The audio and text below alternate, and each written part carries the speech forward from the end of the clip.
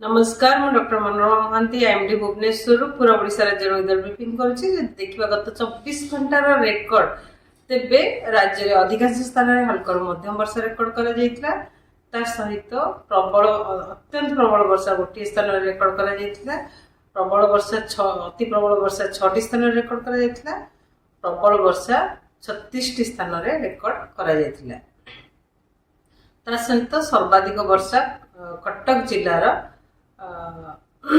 आठगड़े 206 millimetre वर्षा record कर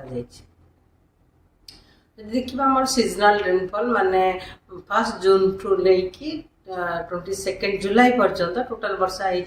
526.6 millimetre वर्षा जोटा कि जहाँ फल कि वर्तमान पूरा राज्य रे 17% अधिक वर्षा रेकर्ड होइछि। वर्तमान सिचुएशन रही कि मॉनसून ट्रफ आमर साउथ ईस्ट वर्ड को पर्यंत आसी नॉर्थ बे ऑफ बेंगल ता सहित यहाँ आम एक्सटेंड कर 3.1 किलोमीटर हाइट समुद्र पतन ठारू ता सहित आउ गोटे ईस्ट वेस्ट सियर जोन रही जोटा कि आमर 5.8 टू नहीं 7.6 किलोमीटर उच्चता पर्यंत समुद्र पतन ठारू 5.8 टू 7.6 किलोमीटर उच्चता पर्यंत विस्तारित होती जोटा कि टिल्ट करुच्ची साउथ वार्ड कि दक्षिण को टिल्ट करुच्ची उच्चता सहित जहाँ फल आगामी 24 घंटा वर्षा जदि देखा पूर्वानुमान तेबे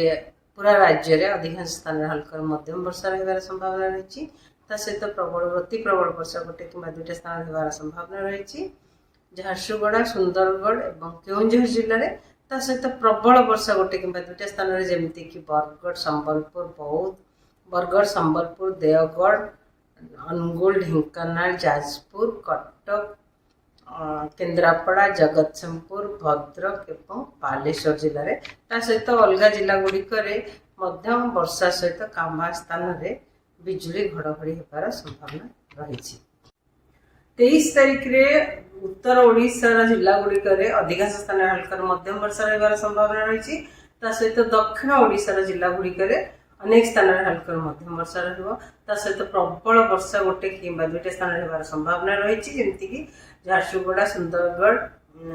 केउंझर और मयूरभंज जिले में आम उत्तर उपकूलवर्ती अंचल जिला गुड़िक जमीक बालेश्वर भद्रक जाजपुर केन्द्रापड़ा कटक जगतसिंहपुर जिले में वर्षा सहित गोटे कि 2टा स्थान में बिजुली घड़घड़ी और झटका पवन 30 ରୁ 40 किलोमीटर पर आवर रही संभावना रही 24 तारिख राज्य अनेक स्थान में हल्का मध्यम वर्षा होबार संभावना रही सहित प्रबल वर्षा गोटे कि 2टा स्थान होबार संभावना रही मयूरभंज और बालेश्वर जिले में सहित बिजुली घड़घड़ी और झटका पवन होपे कटक जगतसिंहपुर केन्द्रापड़ा जाजपुर भद्रक जिले में वर्षा सहित गोटे कि 2टा स्थान में बिजुली घड़घड़ी और झटका पवन 30 ରୁ 40 किलोमीटर पर आवर रही संभावना रही 25 तारिख में राज्य अनेक स्थान में हल्का मध्यम वर्षा रही संभावना रही सहित सुंदरगढ़ केउंझर मयूरभंज बालेश्वर जिले में गोटे कि 2टा स्थान में प्रबल वर्षा होबार संभावना रही बिजुली घड़घड़ी सहित आ सहित भद्रक जाजपुर केन्द्रापड़ा जगतसिंहपुर कटक जिले में वर्षा सहित गोटे कि 2टा स्थान में बिजुली घड़घड़ी और झटका पवन रही संभावना रही 28 तारिख में पागर स्थिति सामान अनेक स्थान में हल्का मध्यम वर्षा होबार संभावना रही सहित प्रबल वर्षा गोटे कि 2टा स्थान में बालेश्वर मयूरभंज केउंझर सुंदरगढ़ जिले में भद्रक जाजपुर जगतसिंहपुर केन्द्रापड़ा कटक जिले में वर्षा सहित गोटे कि 2टा स्थान में बिजुली घड़घड़ी झटका पवन 30 ରୁ 40 किलोमीटर पर आवर संभावना रही